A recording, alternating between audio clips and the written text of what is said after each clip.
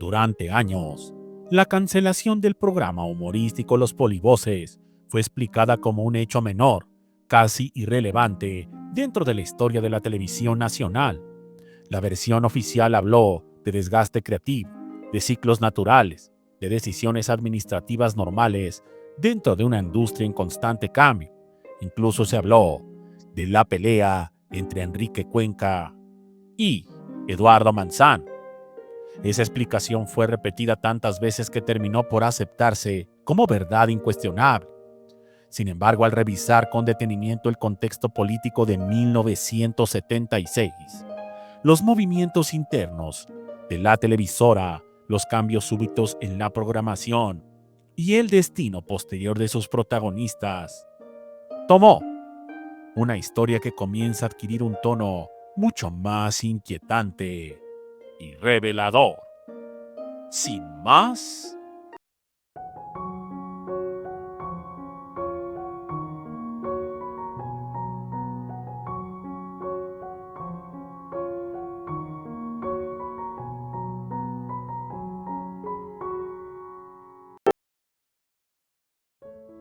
Los Polivoces no era un programa cualquiera. En su punto más alto, se había convertido en uno de los espacios más vistos del país, con índices de audiencia que superaban a noticieros, telenovelas y eventos especiales. Su éxito no se basaba en comedia sofisticada ni en un humor intelectual, sino en algo mucho más peligroso para el poder: la risa inmediata, popular y masiva.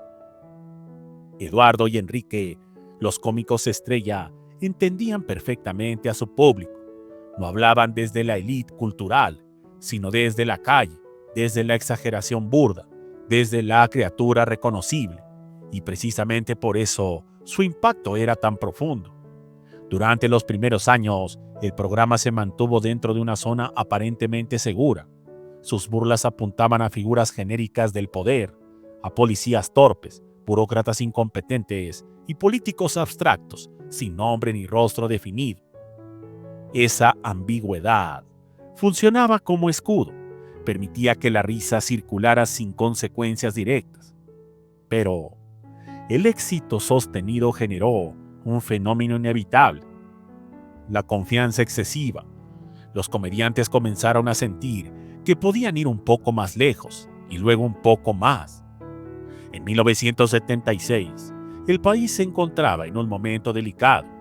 El presidente Luis Echeverría Álvarez, en la recta final de su mandato, enfrentaba crisis silenciosas, tensiones económicas y un desgaste político que, aunque no se manifestaba abiertamente en los medios, era evidente dentro de los círculos del poder. En ese contexto, la imagen presidencial se volvió un asunto de máxima sensibilidad. Cada aparición pública era cuidadosamente controlada. Cada fotografía era retocada. Cada gesto era calculado. La autoridad no solo debía ejercerse, debía parecer intacta. Dentro de esa construcción simbólica existía un punto particularmente delicado: la apariencia física del presidente. La calvicie de Echeverría era un tema estrictamente evitado en medios oficiales, no por vanidad superficial, sino porque en la lógica del poder de la época, cualquier rasgo que humanizara en exceso al mandatario podía convertirse en una grieta, y la grieta podía convertirse en burla, y la burla en pérdida de control. Fue en ese clima donde ocurrió el episodio que cambiaría el destino de Los Polivoces. En una emisión que, en apariencia, no tenía nada de extraordinario, Eduardo y Enrique incorporaron una serie de gestos, referencias visuales y exageraciones físicas que apuntaban de manera directa y reconocible a la calvicie presidencial. No se mencionó el nombre, no fue necesario. La referencia era tan clara que el público la entendió de inmediato. La risa fue explosiva. El comentario se propagó con una velocidad imposible de detener.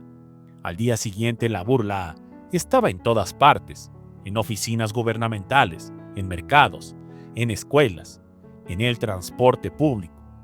La risa había logrado algo que ningún editorial crítico había conseguido: reducir la figura presidencial a un objeto de chiste colectivo, y eso para el poder era imperdonable. Lo que ocurrió después no dejó huellas visibles, pero sí consecuencias profundas. No hubo comunicados oficiales, no hubo sanciones públicas, no hubo declaraciones indignas, hubo algo mucho más efectivo: una intervención silenciosa desde los niveles más altos. Según la reconstrucción de esta investigación, fue el propio presidente quien ordenó la cancelación del programa, no como acto de censura explícita, sino como corrección ejemplar. La instrucción fue clara: eliminar el programa sin provocar escándalo, evitar convertir a los comediantes en víctimas, no dar explicaciones que pudieran alimentar rumores, simplemente desaparecerlos. A partir de ese momento, comenzaron a registrarse movimientos extraños dentro de la televisora: cambios repentinos de horario, reducción drástica de promoción, retrasos administrativos injustificados, problemas contractuales que antes no existían. Todo ocurrió de manera gradual, casi imperceptible para el público, pero devastadora para el programa. Finalmente, los polivoces fueron retirados del aire sin episodio final, sin despedida y sin homenaje. Un programa que había dominado la audiencia durante años fue eliminado como si nunca hubiera existido. Eduardo y Enrique pasaron de ser figuras omnipresentes a rostros ausentes en cuestión de semanas. Las versiones oficiales insistieron en la narrativa del desgaste creativo. Nadie mencionó la burla. Nadie mencionó al presidente saliente. Nadie reconoció la verdadera causa. Pero dentro de la industria, el mensaje fue entendido con claridad absoluta. La comedia tenía límites, y esos límites no estaban escritos, pero eran incrementables. Las consecuencias no se limitaron a los programas. El humor televisivo cambió de tono. Las referencias políticas se volvieron más abstractas. La sátira directa desapareció casi por completo. Los programas comenzaron a autocensurarse sin necesidad de órdenes explícitas. El miedo no era visible, pero sí efectivo. Eduardo y Enrique continuaron trabajando de manera separada e intermitente, pero jamás volvieron a ocupar un espacio comparable al que habían perdido.